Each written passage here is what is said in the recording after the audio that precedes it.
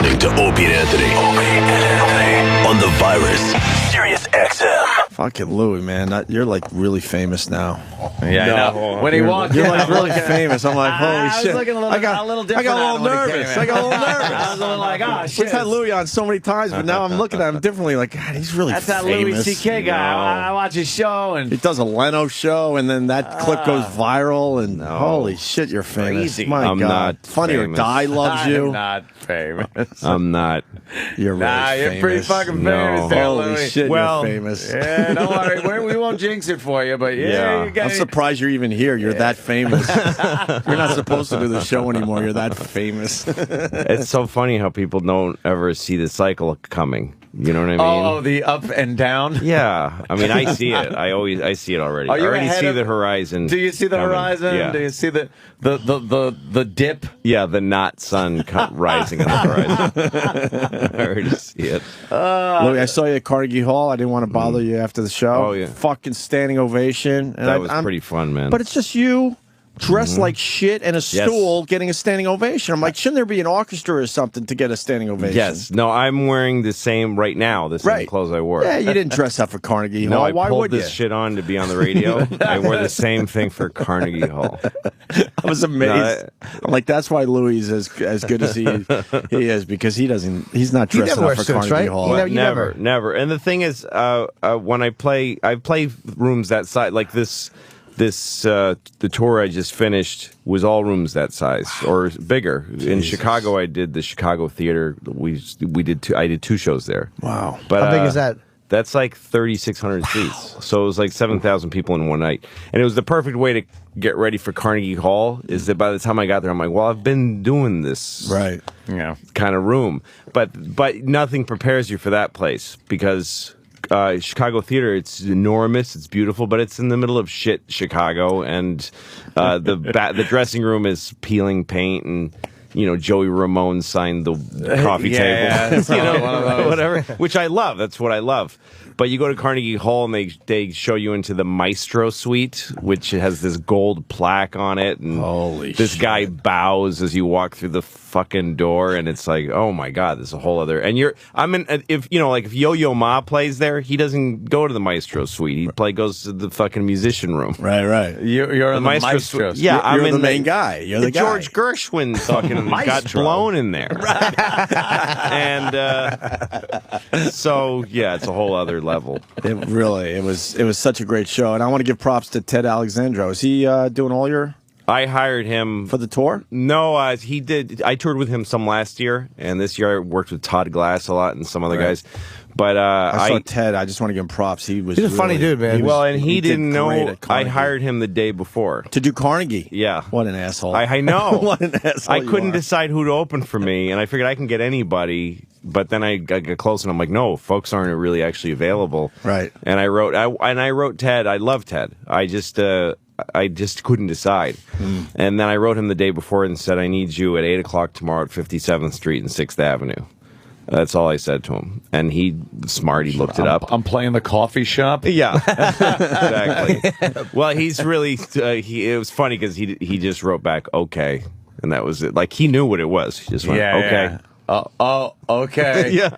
And he's shitting his pants as Yeah, he's exactly. writing okay. But he wore a suit, and his Yeah, he dad did. came. It was Yeah, he great did. to have that Ted got. Did you feel bad not having a suit? 'Cause I wear that sometimes, and I'm like, it doesn't feel right. But you just do it because you like. I think I'm supposed to. You feel obligated. Well, I want to wear suits. I wish I could wear a suit. Like the image in my head, Right. of being on stage in a suit and tie. Is really cool. That's class. Yeah, that's class. It's all class. But then when I wear one, I feel just weird, and my shirt starts coming out of my pants, and I don't. Wear a t-shirt under it. Like I don't wear a tie. I can't wear a tie. It's too fucking restrictive. Yeah. Honestly, it works for Lou. It really just works. I wish I could dress up. I just don't. I don't pull it off, and I wish I did. I think your act and your personality is more conducive to just casual wear. Yeah. Last time I did the Tonight Show, I brought a suit and tie, and I put it on, It said, fuck this. and then the last second. Wow, really? I was like fucking what's his name in Cold Blood, pulling off my having to pee before I get hung. I ripped everything off and ran out.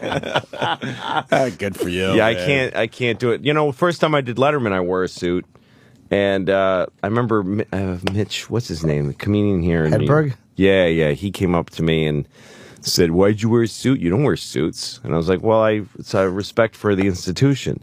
To me, doing Letterman was like graduating from something. Yeah. And he's like, "That's phony. If I did Letterman, I wear sneakers and jeans." I'm like, "Well, go ahead. I wanted to wear a suit." It's like, "Well, it just isn't you." And I'm like, "Well," and then he did Letterman. He wore a fucking suit. He did. Yeah. What a downer, though. Yeah. It's like, hey, I'm trying to enjoy my I love when moment. people have these phony rebellions. Like, Yeah, exactly. Wow, you and Anne Frank really. Look, I got to ask you about the TV show. Where are we at? The first season was a huge hit. Yeah, I did really great. I mean, only 14 people watch those things, but man. but it was well liked by all 14. Everybody. That was one You of did those numbers, that was didn't you? just Fucking Yeah, we great, did well man. for cable. Yeah, we did great. FX is perfect place for you. It's great. I wouldn't want more people to have access to the show, honestly. Yeah, I really some wouldn't. People start bitching. Yeah, like we're doing a second season, and we're moving to 10:30 from 11, just inching back a half an hour. Oh, At first they said let's go to 10. That's what they're going to. 10 is technically kind of primetime television. Yeah. So they're going to move it to 10, and because the numbers for the show are strong enough to move it to 10. That's what they told me. To then grow it. And then they said, we're doing 10:30. I'm like, what happened to 10? They said, well, no, we can't. Your show can't. They said, believe me, you're better off. Just stay. well, you don't want them fucking with it. You don't want them moving it right. to 10 and then going, all right, well, you can't Gotta do take this, you this can't word do out, that. you gotta- You have so much right. freedom, dude. I'm exactly, if I was on any other network at any other time period, I would not be able to do this show the way it is, because the advertisers wouldn't buy it. He showed it, the guy at the network showed it to advertisers that buy 10 p.m. time, which is far more expensive than 10:30 time. Fuck. And they were like, we're not, what are you, crazy? You're insane. When's the second season way. hit? It's going to be Guy a while. fucks a hole in a wall and then talks about Jesus. Puts his penis in the hole. Yeah, we're not. That dentist scene that you did was. Oh, yeah. Wow. Thanks. That was hysterical. Gervais The was inferred mouth fuck. Yeah. I woke up from the dentist once and thought I feel like you he thought fucked something my like mouth. that, right? my mouth. I assumed it was Yeah. based on something, Lo. No, that whole thing is true. It is, that dentist thing. I took nitrous and lots of drugs, and I went in my mind to the desert, met Bin Laden, and talked him out of terrorism. Talked him out of I it, yeah. seriously had that experience so viscerally that when I came out of it and out of the nitrous, I was like, that's the realest hallucination or dream I've ever had. That really happened. Yeah. Damn. Exactly. The Ricky Gervais was great on it too. Yeah, he's Playing that awesome. And your reaction to him when he would just Stuck fuck his with finger you. in my ass. And, he's great. And then he would get you again, and you'd get mad at him. Yes. It's fucking brilliant. No, it was a fun When's thing the to second do. season going to hit? It's a few more months. I'm June. sure. I start June, shooting okay. in a couple of weeks. Great. I already shot the stand-up for it. I did some stand-up. I did a show in Atlanta, and we shot the stand-up. Oh, you're changing the venue. Yeah, for the I'm stand-up. I also did the Comedy Cellar. Right. But I like I do more concerts now than I do. Right. That I did then. So I just wanted to use right on, So man. sometimes you'll see me in a concert, and I'll probably also shoot at Caroline's again. You're really famous. Dude, Louie, something happened where, like, Louie's a famous guy, but something happened in the last, it was before the show. It started, I think, with almost like the set on Conan, talking about flying. Something just put you through the fucking roof, though. It was like that next, that put you that one level higher where you are just mainstream famous. It might be the Yeah. Sarah Palin drunk tweets. Those actually did a lot for me. Those did a lot. Do you feel like And I took them down, I know, but do you feel like you could still do that, or you're a little worried about what? Well, people it around you are is gonna true say. that nobody. I mean, the thing that happens with notoriety is that at first you grow because more and more people like you, but then you get pushed over this edge where people start becoming aware of you that don't know who you are and that don't like you And take you out That's of the dangerous context. thing about it is that, and because I'd love to have only exactly all the people that are like me to know who I am. That'd be a great world to live in. And that nobody who doesn't have me as a taste is aware of me. And actually, the internet, I think, lets people grow that way. There's people. Yeah. I did this tour. We sold out every city easily with no advertising, which means you make more money because you don't spend that money. Right. But I was in Philadelphia and I did this show in this huge theater there. I forget what it was called. And this guy I know came and he was like, I don't understand. He's a big money guy. Like he invests and makes money. He says, I live in Philly. I never heard of this show. I never heard you're coming here. Wow. I don't understand how you sold out. And that's because exactly the people that like me know who I am, and nobody else does. And they know where you are and where you're going to be. And, but as I'm pushing a little further, there's people that don't like my shit that know who I am, and that's when shit like saying Sarah Palin has people coming out of her cunt or whatever it was that I said. It was rather Chinese salty, people Lou. living in her cunt. Yeah, it was a little unnecessary. One of my favorite things uncalled for. Yeah. One of my favorite things is when I get barbaric attack. when I get a tweet from someone going, "Oh boy, he's on a plane and he's drunk," and I go right to your Twitter and I just follow along. Yeah. Well, I am definitely like a stereotypical Indian with the rum. Something happens to me. Something happens to me. Don't you feel with compelled? rum, Coke and rum, I get riled up. Yeah, and I get a little crazy. You feel compelled to just grab a drink the second you get on a plane. Yeah, no, I don't know it's what a that is great with me. reason. I'm like Bloody Mary guy. Like the second I get on a plane, can I have a Bloody Mary? And it's because I never really know or care what time it is. And a Bloody Mary you could have for breakfast. No, that's exactly right. So if it's 7 in the morning and I'm catching a flight or something, it's like, oh, Bloody Mary. And then you just feel good. You're clinking around your little drink and you're drinking, and then you start tweeting. Yeah. No, because there's tweets. something about alcohol and the mixture of oxygen on a plane. Yeah. That must is be what deliberate. it is. It's not the atmosphere. The oxygen you breathe on a plane is mixed by a person. You know what I mean? They decide how much. Yeah, how much goes they're in gonna there. throw in there. If they shut it off, you die. I mean, it's that's how that It's golfer helpful, died. Yeah. Oh, that's nice to know. So when you're drinking, the oxygen does. There's something about the mix that, I mean, every plane probably has a mandatory mix. I'm sure there isn't a knob that the person can go, fuck these people. Like tweak it up or down. I think it's factory set. Let's go to 13% on these fucking assholes. They get a little rambunctious. Let's slow them down a bit. They can feel like they're on Mount A little Everest. lethargic. Yeah, so airplanes are the only place that most human beings share that your oxygen level is totally regulated. Yeah. Because in this room, I'm sure it's less than outside. This is a great discussion to have with the Secret Service someday if the wrong tweet is sent out. No, you don't understand. It's the oxygen was regulated. Combined with alcohol. Exactly. It was hammered. I was But, reading those and I was like, Lou. Oh, Lou. No, it's got a lot to funny. It lose was now. funny to me the first time I did it. It was funny to me that people got worried for me. Like I started sending them, and I immediately got a response from somebody at FX, a pretty high up executive at FX, wrote and said, "You got to take these down and apologize." I mean, this is within this. This is the great, amazing thing about today. I'm on an airplane, and not only am I communicating with the ground, but I am broadcasting to 250,000 people instantly through Twitter, and then getting instant angry feedback from and receiving it At right. 35,000 All of that is feet. happening at 35,000 feet, and then I'm You were talking to way more than 250,000 because everyone was retweeting. Yeah, they're passing along to other people. It was funny Exactly. the indignation. I don't know this Louis C.K., but I don't like him. Some of the comments are very funny.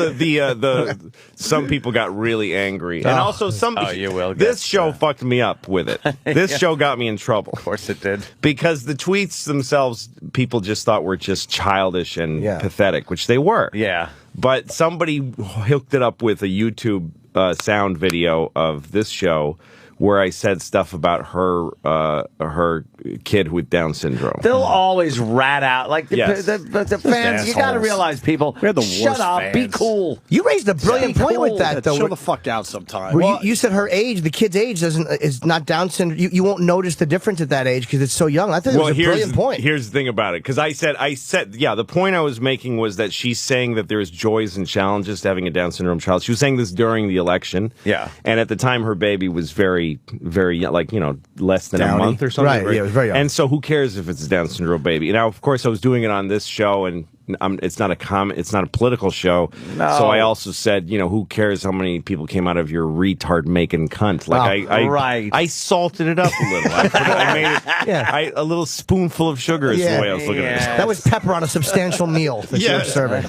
Yes. A little spice. So, but anyway, all these like Breitbart and some big right-wing sites found that video and then hooked it up with the tweets and said he hates people with Down syndrome. That's why. Of course I do. That's why I went after her, because I just fucking hate those people. But so. And then I felt like I'm okay. I'm not saying anything. I'm ashamed. But then I got this fucking email from this guy who said, I want to start by saying I hate Sarah Palin. She's a terrible person. But what you said about children with Down syndrome is extremely hurtful. And I'm like, first, I'm thinking, okay, I didn't say anything bad about people with Down syndrome. Right. So I'm nearly deleting the email. And then there's a fucking picture of his daughter. And he says, shit. And he says, what you don't understand is that Down syndrome isn't just something that depletes a person's learning ability.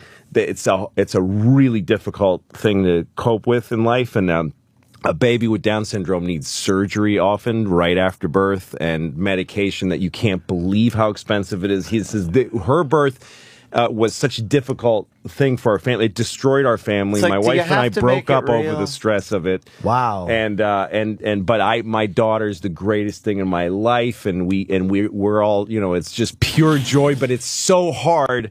And it's extreme. And he was so respectful that it was breaking my heart. Yeah. He never said, you filthy piece of shit. He just said, you're so wrong, you wouldn't believe it. But it's like you're so way off. You're spreading a thing that's really, really harmful. And I felt like such a piece of shit. But he was making it real, and you're making it fun. But that guy might have but I said, though, the one thing I said that was wrong, I don't like saying things that are just wrong. I mean, because it's not wrong that she has a retard making cunt, because that's what one came out of there.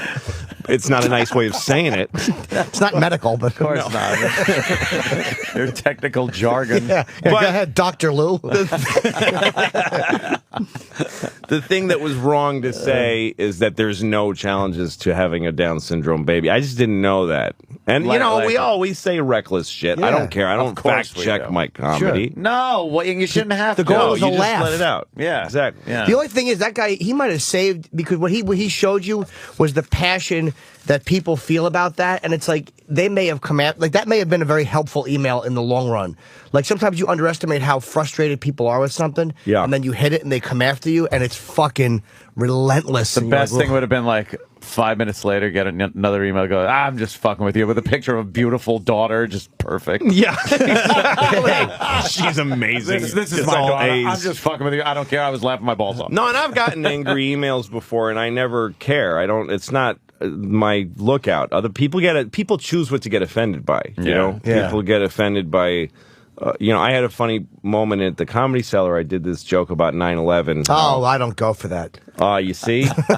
You see?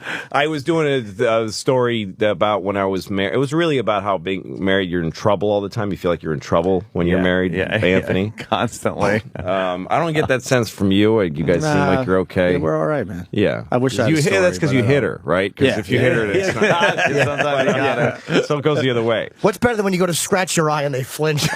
But honestly, my old relationship, I could relate. Yeah, you walked around feeling like you were in trouble. So you're hitting on something. So so I was in L.A. and at 6 in the morning, my hotel room phone rang. My phone rang, and my wife at the time was crying. And I was like, what the fuck is this? Did she find a phone sex bill? She can't talk. I'm like, what is it? And then she tells me, turn on the TV, and it's both the World Trade Center towers are on fire. And I was like, woohoo! Like, I was the only person. Oh, shit. I was the only person Damn. to be deeply relieved That it wasn't something else. that 2 planes were flown in the world. Something wasn't. It wasn't That America would never feel safe again. That's a great show. Anyway, I did it. I told that story at the Comedy Cellar, and this guy stood up in that little room and said, "That's not okay, man. It's not okay." And he walked out. So then I'm upstairs talking to Mark Maron, a comedian. Yeah. And I said, this guy told him the story, and I said, you know, I hate people that pick the thing in the show. That's what I'm offended by, because I said all kinds of shit in that show, and he let it go, but that's his sensitivity. So I said it's really narcissistic of people to decide what they're going to be offended by. And Mark said, that's how insane it is that you're calling that guy a narcissist, when that joke is the most narcissist thing I've ever heard in my entire life. It's only important to you. You were pleased that thousands of people were dead because you weren't in trouble with your fucking wife, because you didn't know how to fucking face your wife. Shit. That's really funny. Once in a while, you get fucking shit. Like I did a 9/11 joke. It was probably a year after, not even. And I was doing something, and it wasn't a knock on 9/11. It was like somebody misinterpreting it.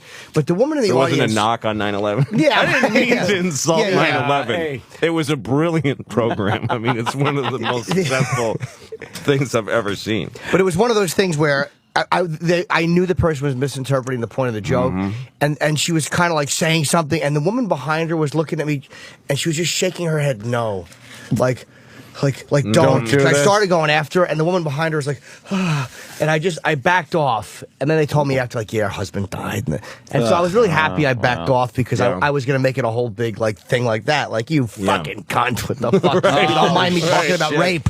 Right. But once in a while, you back off and you're happy you did. It's like, even though technically, all right, she was being annoying. Yeah. Well, you're talking to a group of people, and you could never be aware. You can't make people fill out a thing and then do a data report. Right. Well, that's why anybody that calls or however they get in touch with us and they say something like, you know, I'm a big fan of the show. I've been listening to it for years. But that one when thing. when you said this, and it's like, you listened for years. You know how many fucking people we probably upset over the years that weren't you? You fucking idiot. No, exactly. Yeah. But and a lot also, some people get offended just because they I'm sure there's It's too close to 9/11 victims who find that shit funny. There has to be. There has to be, right. Like a lot of times when we make fun of these things, we're just using them as in a context. Mm-hmm. You know, the thing I said is about the misery. Marriage is so prohibitively constraining that a national disaster is good news. It's not so to much you making if it's light not of the your problem. disaster. It's showing how Not at all. awful marriage is. It's also brutally honest. Yeah. A lot of people have felt relief at something that wasn't affecting them that was worse for other people. You were just being fucking ugly and naked and honest about it. That's the beauty and look, of it. this is the most fucked up thing to say, but if you suffered you could have stopped the attacks and didn't. I could have, but I wanted the bit. I had inside information. But I thought, God, that bit is so funny, I'm going to let it go. If you suffer directly or indirectly from something, you don't own it. You just don't. No, you don't. You're right. Unless your name is 9/11. We have, all of us in here have goofed on things that have directly affected our lives. Sure. Personally affected our lives. Of course. And some of the things people know about, some they don't. Yeah, but whatever. It's not and you just do it. It's not yours. It's not fucking, it's whatever it is. You put it over the air to make people laugh or think or whatever the fuck we're doing in here. But it's not, you know, I'm not singling out all the people that this will offend. Hey, let me offend some people today with this. No, I'm going for the people that it doesn't and offend. again, if you took part in something or something you suffered from something, that doesn't give you the right to, if it's a thing that happened in the war, especially something that happened to the whole country, you don't get to control who gets to say what about it. And by the way, you get to get offended about it. That's my main thing about people getting offended. Yeah, you got offended, so that gets to happen. There's been That's part of living on the earth. But there's been this whole thing that's taken place over the past few years where people absolutely believe that there is a right to not be offended, to not hear something, and especially if it's over airwaves and stuff like that. They think that the FCC, they can complain to the FCC and say they were offended by something, and absolutely think that the FCC will go, "Hey, fuck you." Well, you know, I subscribe to the thought that laughter really is the best medicine. It's straight talking, Jim. Yeah, you know. Right. I don't want to Well, get I too remember serious. I got an email once because of the Catholic Church video that I have on YouTube, where I go to the church and find out that they completely exist to fuck boys in the ass. Hilarious, by the way. And fucking hysterical. And I've gotten to number emails about that, and less than I thought I would. Wow. But it's funny that most people that complain about it, they'll say, Jesus is Lord and you've offended him, and I'm going to crack your fucking head open, you motherfucker. Yeah. Like, I get that all the time. Which is really an people odd say, little... from a Christian point of view, you've hurt Jesus, and I'm going to fucking split your head open, you cunt. Like, they're so profane and so threatening. That forgiveness shit goes out the window when it comes to religion. But anyway, one guy wrote to me and said, my uncle is a Catholic priest and you insulted him. And I wrote him back and I said, no, I don't know your uncle. It's not like I didn't insult him. No, personally. I made a broad joke about a whole group, and it's got nothing to do with your uncle. And he wrote back and said, I know, and then we wrote back and forth, and we figured it out. And you two fagged out? What happened? I don't like the end of that story. I got to interrupt because we got Ron Perlman outside the studio. He's out at 8:15. He only has a few minutes, so we should get him in as well. Fucking laughing our balls off. A little taste of Louis C.K. doing Hilarious, which is going to be on TV Sunday night at 10 p.m. on Comedy Central. And then on Tuesday, you can get the CD and or DVD, Hilarious. And we got Louis C.K. in studio today. Fucking laughing hard at that shit. Thank you. So fucking funny, man. Thank you. Damn it. Well, that was 2 specials ago now. Yeah. All right, stop bragging. I mean that it's old.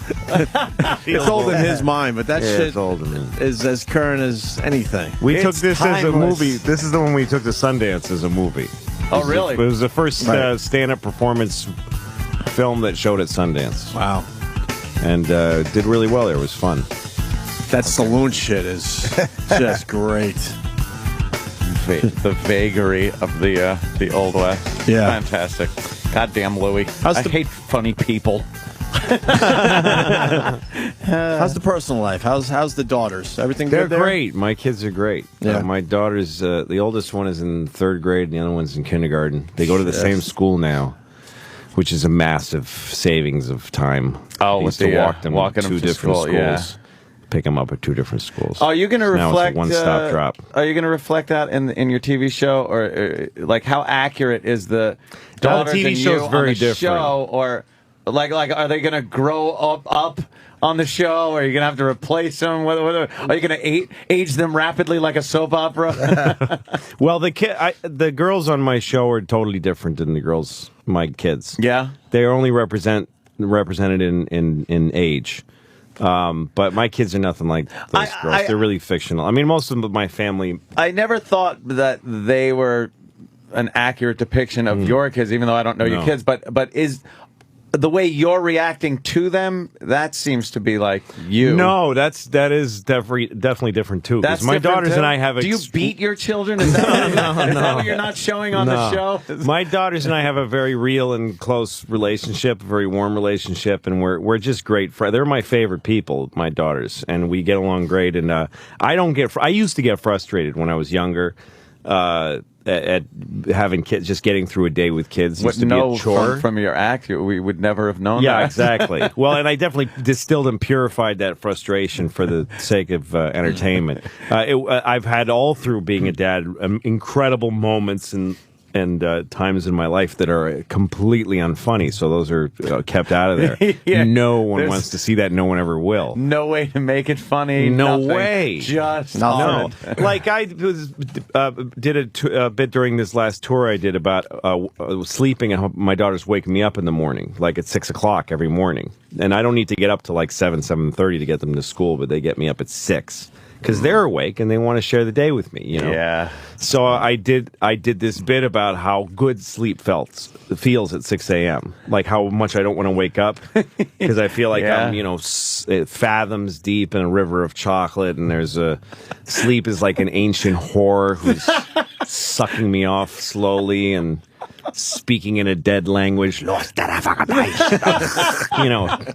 this whole thing I do about how much I don't want to wake up, and then I wake up and I'm miserable.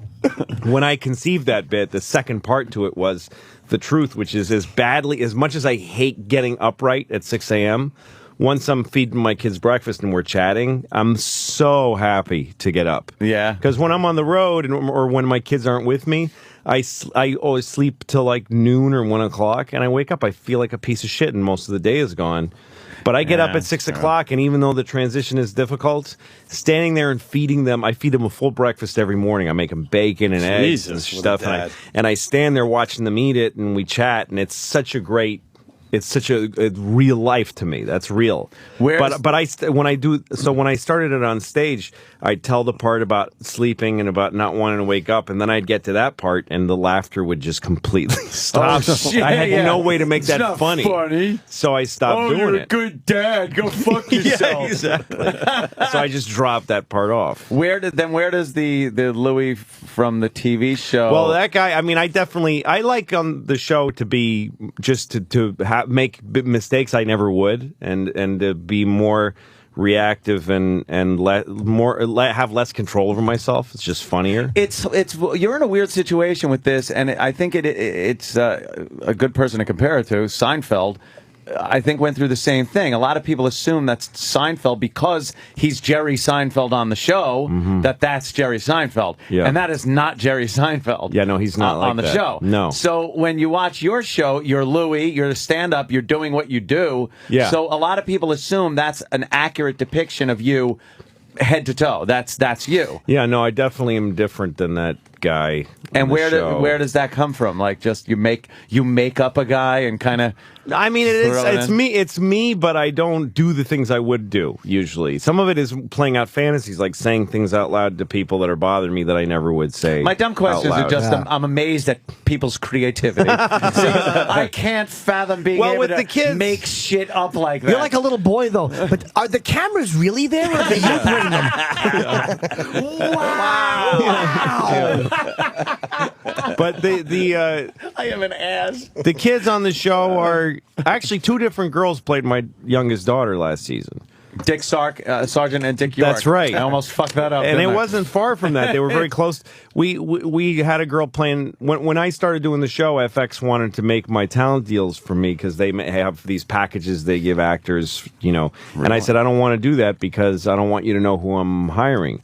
And keep everything on the QT. I want to do it myself. Yeah. Our little company hires our actors directly, and also I don't want to give people series deals because I don't want to be forced to put them on the show. Yeah, I don't like having to say, oh, what are we going to have to make up for this guy this time?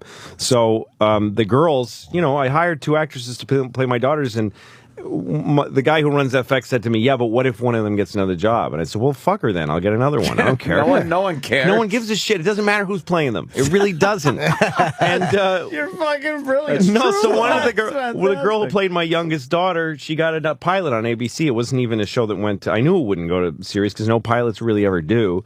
But I said, let her go. We'll get another one. And then maybe if she comes back next year, So she left, and then we got another one and started using her. And then the thing came up, well, this is what FX warned me of. Do I tell them that I replaced my daughter? And I decided, no, because they don't see the show until it's complete. They don't read scripts. They don't see footage. Oh, shit, okay. So I figured they'll see an episode with the new kid, and then I'll get a phone call and I'll deal with it then. They'll assume they've lost the part. Yeah, so I put it on. I sent it to them. The first episode with the new girl, they didn't say anything. They didn't notice? They never noticed. And then one of the last episodes, actually, both girls, because I matched two stories that weren't originally supposed to be. One girl plays my daughter in the first half of the episode, really and another girl plays her in the second half.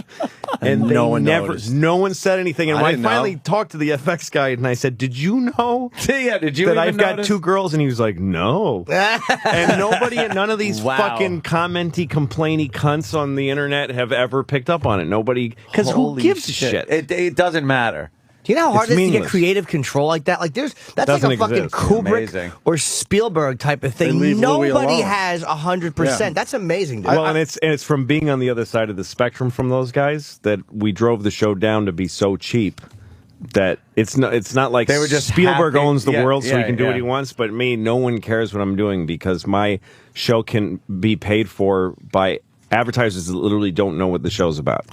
That's perfect. If the show was a little more expensive or on a little bit earlier, then, you know, I don't know who, Nescafe or, you know. Nescafe. General Mills would say, Procter and Louie Gamble. person? Yes, but right now, fucking some lawyer from New Jersey is paying for my show. Changed out the fucking daughters and no one knew. No, and also, I don't have that control by contractually. I don't have a deal that says I can do what I want. The deal that I have that I signed says that FX has full control over the show and that they have to approve every decision that I make. But whether they do that or not is another in thing. practice, they've never done it, but I earned that with every show. If I turn in 2 shitty episodes, I'll start having an executive on the set, and I'll have to turn in fingers in there. But how great is that they fucking allow that? That's like you're giving them a great product, and they're not fucking with it. That's so nice. Well, the way I got it was that I was willing not to do the show any other way. I was willing to say no. You have to really be willing to say no to stuff. If you really want the gig and you feel like you can't live without it, then you'll give away everything. And it's so rough they when would be close. like, well, we want to read scripts. And I go, no, I'm not interested in doing it that way. We established it with the pilot. I said, this is the only way I'll do it. You give me the money, I'll make a show. Well, we'd like to find out who's in it. Not interested in telling you that. Really? Yeah, no, and if you want to know who's in the show, then I'd rather not do it. Like, I said that a few times through the process. And meant it. Yes, I did, and I meant it. Well, we'd like to visit your set. I don't want you here. But I totally understand why you would want to come here because you're paying for the show. But I'd rather we just call it off. Wow. And I just kept saying that, and they were so cool. And the guy who runs FX, John Landgraf, is a genius. And he said he kept everybody off of me, and it worked. I gave them a show they liked. If I'd given them a show that needed work, they would have been like, yes, we'll give you a green light, but you need more supervision. But they're like, do keep doing it that way. But he's the one who got me to do it without signing that. He said, look, so I can't. Come up there's no deal that exists that covers this. Hitler, a love story you could have come up with. You could have done anything. I could have done anything, but since I turned in something that was basically funny and competent and didn't look crazy, okay, let's keep doing it as long as it works. But episode by episode, I have to earn that. Mm-hmm. So each episode they've liked, and they just keep saying, all right, it's good. They don't ever give me notes or anything. They just let me stay hands off. It's the best job I ever had. Well, and that gives me freedom not only to do what I want and be edgy, it also, I don't have a good work ethic. Like, I can't complete things, and I don't have a consistent focus. Wow. So I can do things like write half a sketch on the show or half a story, and then I can't get around to finishing it. I go ahead and produce it anyway. I send it to, get them to cast the parts, and I start shooting it without an ending. It totally comes across. You totally come across to me as a guy that is the finish it guy. Well, it takes me a long time to finish eventually, stuff. But I mean, like, to me, I really thought you were the kind of guy that, like, because from a lot of the short things I've seen you do online and things like that, it's like I have an idea and I'm actually going to do it. And you do it. Some of them are like that. Some things that I've done, I know that I have an idea, and 5 minutes later, I actually know how it's going to be shot and finished and everything. So you actually won't finish it. Sometimes you'll have you'll know where you want to start and kind of where you might want to end up, and then just know it's going to work out. Yeah, I'll just shoot a scene that I know is funny, and then I'll figure I'll find a place for it. It doesn't have a context yet. Well, you got the confidence that you're going to get there. Like in the episode on the show that's about religion, it starts with this thing of me going into a public restroom and there's a glory hole. And I didn't have a plan for that scene. I just liked the idea of this glory hole thing. And I started shooting it. We shot it and it was totally different. And then we shot it and I didn't like it, actually. And in the actual original version, the dude sticks his penis in this glory hole and he has this religious orgasm that I watch happen. And that was the original thing. And I watched it, and it was gross. It was creepy and weird and unfunny. And so I shelved it. I said, fuck this thing. I forgot. I mean, I have the ability to shoot something and then no one ever sees it. So I figured I'm going to bury this. It'll never be on television. But then we started shooting the religion episode and it hit me. This would be I could take just the beginning of that bit and have it just be a discussion starter. Yeah. For a little intro kind of. Yeah. So some stuff I shoot without knowing how I'm going to use it. That's cool. And there's been stuff that you shot that you probably haven't used, right? That There's whole bits that Nick DiPaolo, who's on the show a lot as himself, I originally put him in a suit and tie and had him play almost like a Catskills Like he did kind of a character, and he wore a suit and tie. Like, and I just like they had this weird idea that there's an old timey Dean Martin kind of comedian in the midst of these. What the fuck? And I have one whole thing that I shot with him in that character. That never will be on the show, but it's on the DVD. It's on the DVD. You put it on a nightmare scene for Nick. Yeah, exactly. Nick has a nightmare that's who he is. I was gonna say DVD would. No, and also because like I don't make serious deals with people, and because nobody cares who's on the show, I can like Bob Kelly. I hope he's. I mean, I should probably call him after to tell him this. No. But Robert Kelly, who played my brother on the show, I didn't have any plans to have a brother on the show. Just I wrote one scene for him, and he really nailed it. And he had that really pathetic quality to that Bob has. That you just want to punch him and hug him. Oh, the diner scene's fucking fantastic. And so he was so good in that, and that I gave him a few more episodes. This season, I might not have him on. You're basically saying you don't have a brother anymore. I don't have a brother, because I don't have a brother in real life. Happy days. Yeah. Hey, Fat Chuck, how does that feel? Can we call Bobby right now and tell him? No. You're Chuck. No, I don't want to hurt him. He might. He's tremendous. Bobby's great. Everything I'm Great writing for you. I'm writing season 2. I'm writing season 2 right now, and I haven't written a bit for him, and I introduced a sister into the show because I have actually 3 sisters. So I have Bobby with a wig, a sister character. So he may not be on. But then the other day I came up with a bit. I thought that actually might be good for him. But he also might come back as a different character. I don't know. Say that I'm serious. Great. You should have him come back as 2 people at once because he's put weight on just to humiliate him. Exactly. When he's in the car, though, it is such perfect Bobby when he's just like, hey, dude. Hey, dude. No, Jim is in one scene last year, and probably I'll use him as a totally different guy. He's in it himself with a fucking necklace over his T-shirt like an asshole. Did I have a necklace on? Necklace over the T-shirt. That was probably, I think, was that the table? That was my Lucky Louie thing that Pam gave me. Oh, that's right. That's the only reason I never wear jewelry. I hate jewelry. Right. That poker scene was some great writing. But I do characters too, so if you need a character like a French guy or whatever. Do you have one of those composite? Try one out? Louie, I will be happy to be on. Fucking good, man. You know what would be great? French. Would be to actually have him on as a French guy and say that he's a French guy and have him do that. To have it be like a French, like a bakery I go into, and he goes, "Oh, it's so nice to see you, Louie." Do the guy like, "Hey, good morning. I am so happy you came to my bakery." Can I get? How are the croissants this morning? They are delicious and hot, just the way you like them. All of a sudden, you're German. But but there was a whole World War II thing with my family. I'm writing backstory. He's Alsatian. He's Alsatian French. Vichy.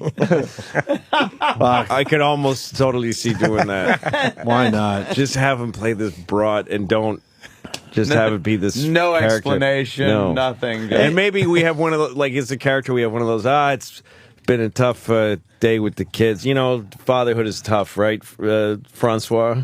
Oh, yes, it is tough to raise them properly. You have to let them go. Fucking good, man. And he's got wisdom. He's got a little wisdom. Yeah, a lot of wisdom. You close your eyes, you can see the beret. Yeah. If I turned that show on and saw that, I'd shit my pants. Right. I would shit my pants. I'll just do really hacky French jokes. Well, if you're children, you should surrender. And just an aside, you can see him just walking down the street and just say hello to him, and he's got the paper bag with a baguette sticking out of it, and some celery and a beret on. But I'll have to make sure the audience knows. Like, you'll say something, I'm glad you came in because I am French. Right. See, I love the idea of doing this because, like, Ricky Gervais's character didn't fit the rest of the season at all because I didn't do any other cartoonly stupid characters like that. I did one. And there's people that complained about it, like, this doesn't fit. And I'm like, so what? Fuck you. I mean, one thing I love to do on my show is that even the people that are the biggest fans of the show have things that make them upset about it. That makes me happy. I never like in the pilot when the girl fit. gets in the helicopter and flies away. A lot of people are like, that's where it really, it did really. So fuck you. I wanted to do it. That's my show. Right. If you don't like it, stop watching. If there's enough of you guys, I'll get fired. That's what we say. I don't give a time. shit. So it would be great if next season is really down to earth and real. and really, just believable and credible. But there's this one sore thumb piece of shit. Not even played by a guy who knows how to do it. Like, it would be bad enough to get a stereotypical French guy who actually is, trained, but this guy doesn't even have any handle on the accent. And you got it's not what he's known for to use Jimmy that way. But you got to go all in and have him in every episode just to really hammer the awfulness home. Oh, that would be horrid. Every fucking episode. That would be great. It's like, what's his name? Will Ferrell told me that he used to have in his head these couple watching SNL. He would imagine, and he would do moments that he used to call holy moly moments, where the husband of the couple, he would do things on SNL that he pictured the guy going, holy moly. Like, Jesus. What the hell is he doing? That's what this is going to be. That's a holy moly. I think we're probably doing it too, so, Jim. Jim, get ready. I've been working on my French accent for since about 8:48. You got to do it now. Obnoxious thing. By the to way, do. was that the pilot also that Chelsea was in? Chelsea's the one who got in a helicopter and flew away. When you open the door and pin her behind the door, that is one of the best awkward scenes ever. Horrible. The thing that was amazing about that to me was that I wrote that, and then they went and I wrote it in the script. It wasn't something that we just sort of found. Right. I said the door is too close to the stairs, and when he opens the door, there's nowhere for her to go but behind it.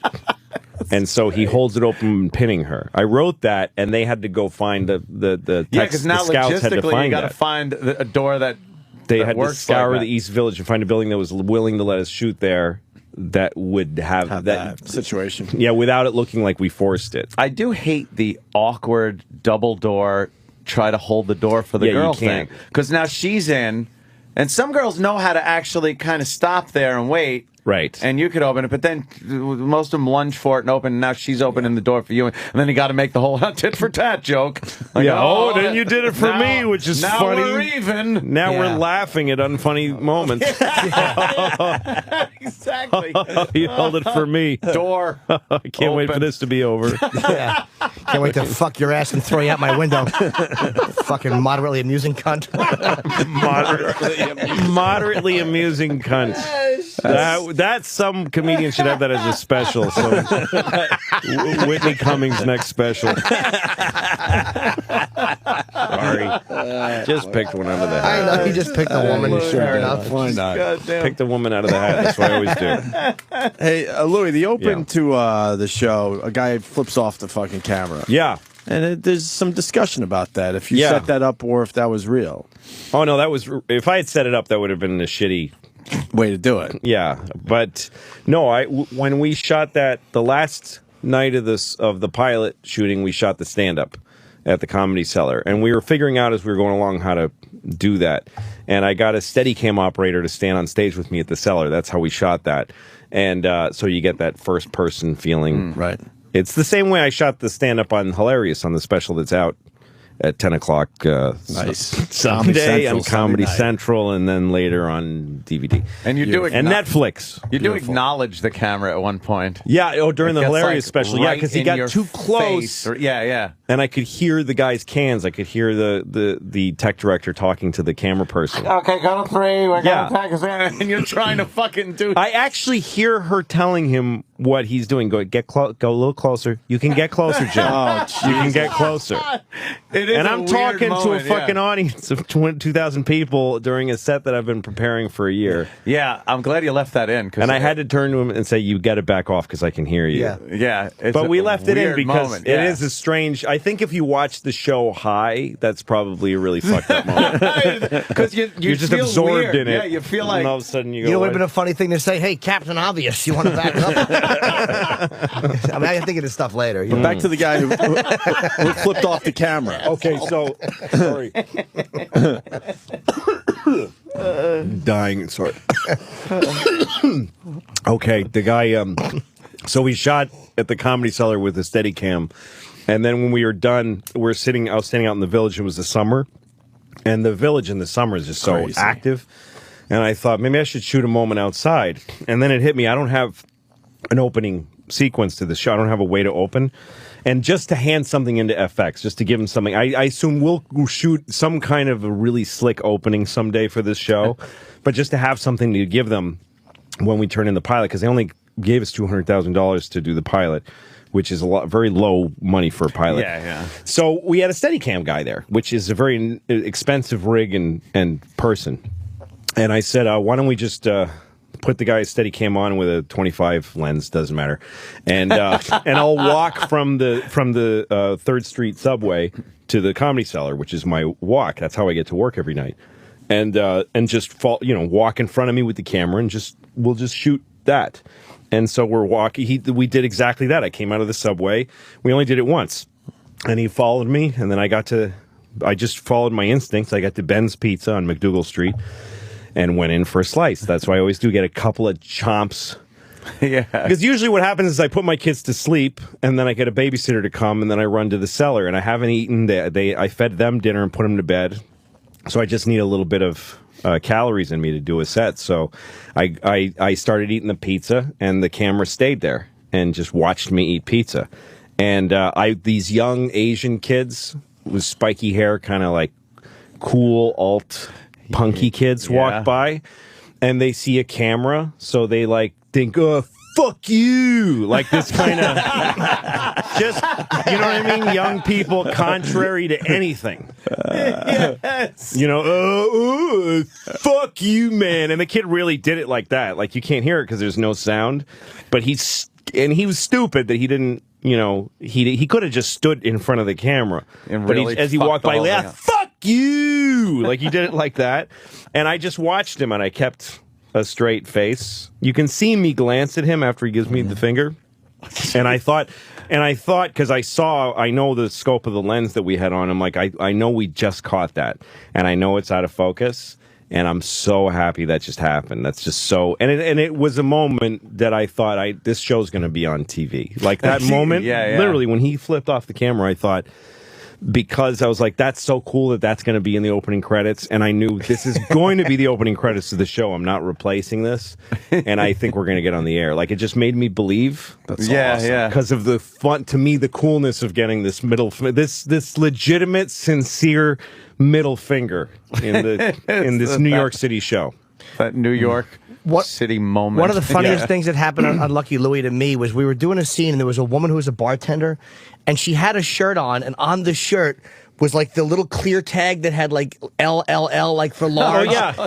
And from the Gap. Yeah. Forget to take those off the back of your leg.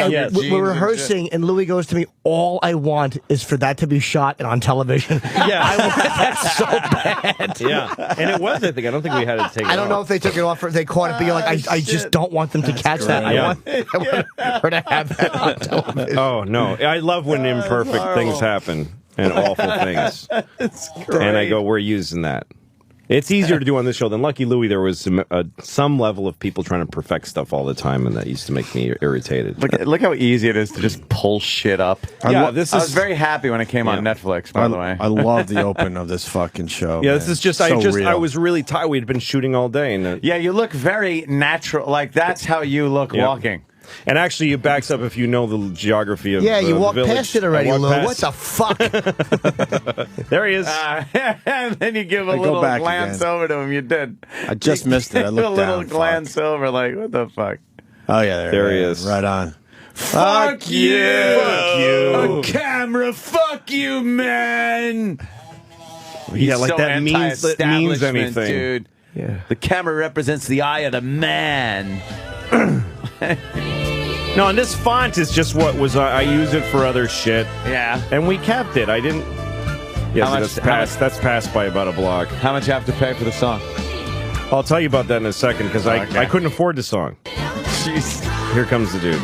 And I look at him. That's great. There's me looking at him going, awesome. You just look over. Thank you for that. Over and I'm thinking, then look back. No, and that moment of me looking is me thinking, I'm got my own TV show again. I honestly felt that way.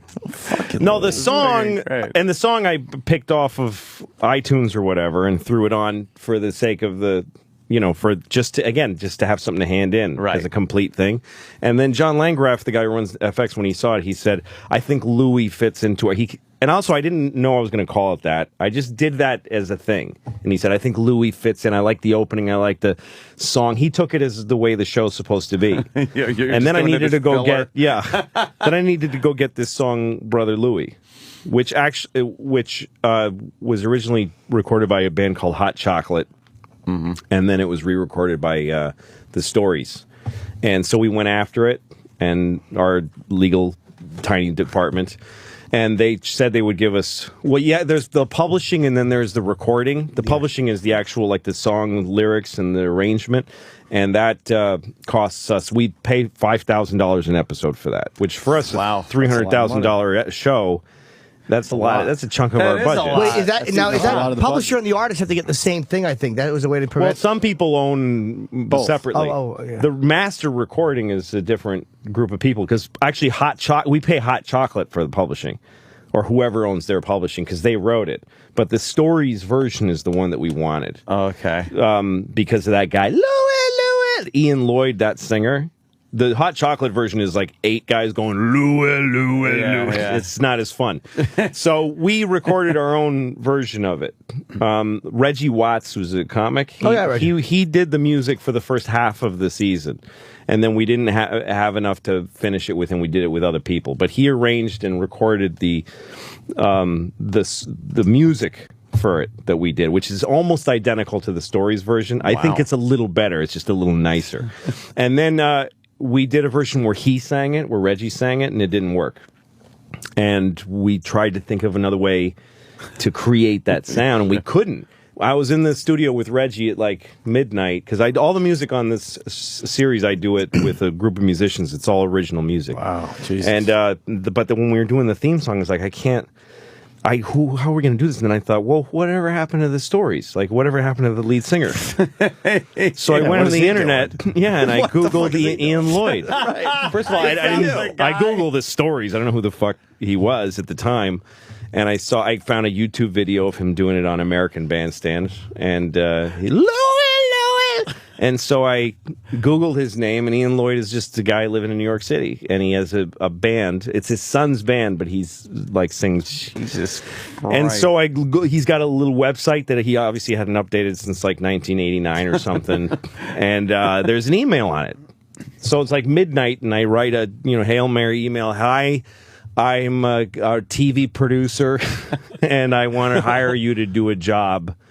Write me if you're interested. And the next morning, I wake up to an email. This is my current email. Please help This is me. my phone number. And he gave me his phone number. So I call him up, and he's the fucking greatest guy in the world. And he's just happy to still be singing. Yeah. And I kind of asked, sort of carefully, do you still have the pipes to do what you did on the song? He said, sure, I do.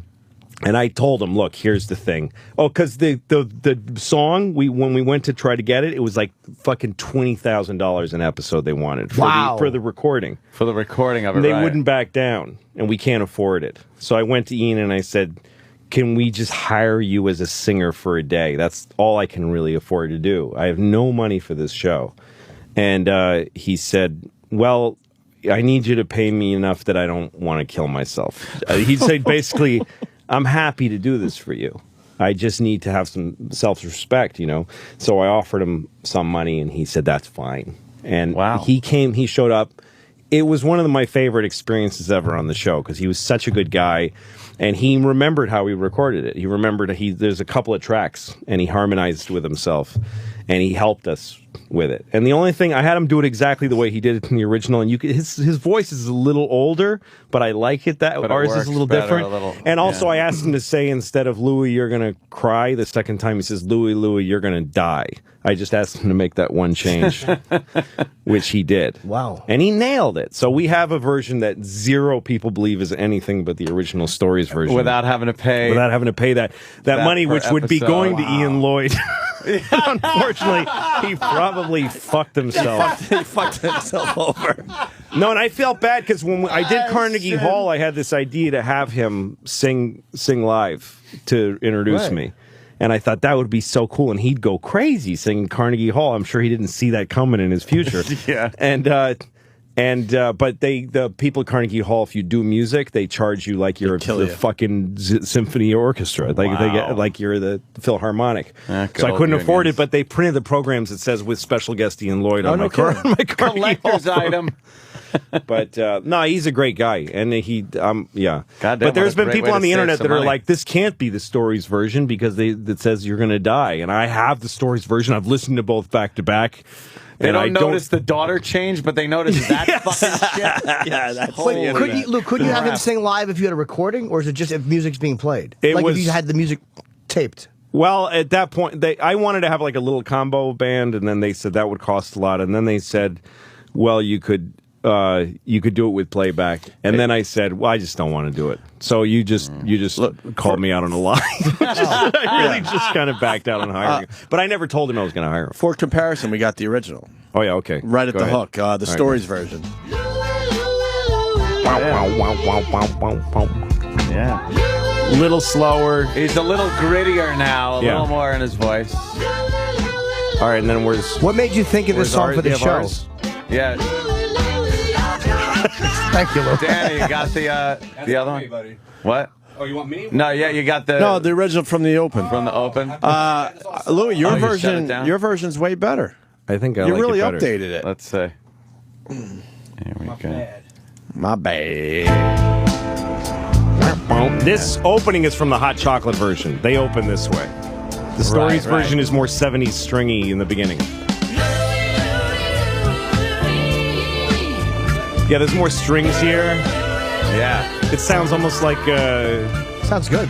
What's the guy who did Fred is Dead? Fred is Dead. That's what I said. Yes, like that.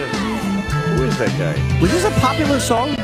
Yeah, it was a hit. Oh, it was a big hit. Okay. Curtis Mayfield, I think. Curtis Mayfield. The music is a little Curtis Mayfield. Wow. That strings. Wow. Louie. I always thought that I thought that was the original lyric. No. Until right this moment. Doesn't exist in the original. That's fucking... Yeah. Your version's way better. I love him, this crooning singer saying, you're going to die. You're going to cry. What a great anecdote. Yeah, usually those back scenes things are boring. That was a pretty good that one. was very... You fucked that guy over. You totally really fucked him over with his help. You so fucked with his help. Yeah. He has horrible representation. He would have started getting checks from ASCAP. Right. They'd be coming every time the show is on. Netflix. Everything fucking DVD. Boom, boom. Instead, he got a day rate. You had such a great experience with the guy, but you fucked him over. I owe Ian Lloyd. He's a good man. I always get emails from him when he's in town and stuff. Put him in an episode. He's a good man. No, I'm going to. He also wants to act too, so I'll put him in something. How old is he? I have no idea. I don't Is he know. black or white? 50s, white guy. Oh, okay. Yeah. Scrawny white guy. Yeah. With a voice. Nobody has that voice. I mean, that's a testament to what he did. That fucking 30 years later, I couldn't find anybody that could replicate that sound. There's no white guy. That is amazing, yeah. What is that? Yeah. What kind of, it's not soprano or something. It's just heroin. Yeah. Oh, that's him right there? Yeah. Hey, he looks all right. Hey, listen, he's awesome. Why don't we take a break? Fishing captain. Louie, you going to make it to the end with us, or do you got to go somewhere? I'll hang around. Okay, good. Louis C.K., he's here to promote Hilarious, which is going to be on Comedy Central Sunday night at 10 p.m. And then it'll be available on CD and DVD Tuesday. Hilarious Yes, it will. Is great. More with Louis C.K. Stay there. The Virus. Sirius-XM. This is the Opie and Anthony Show.